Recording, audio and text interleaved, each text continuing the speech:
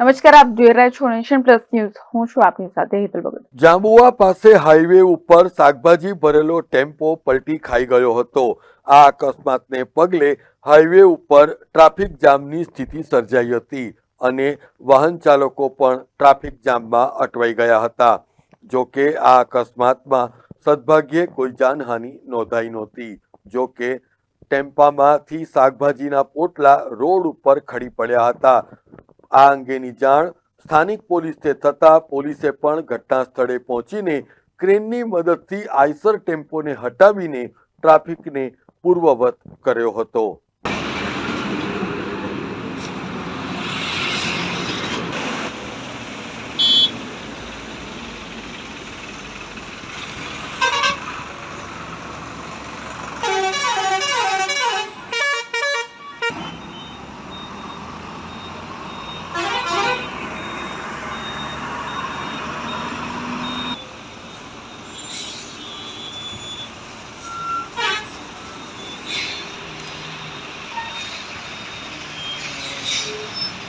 Bureau report, nation plus news, Vadodara.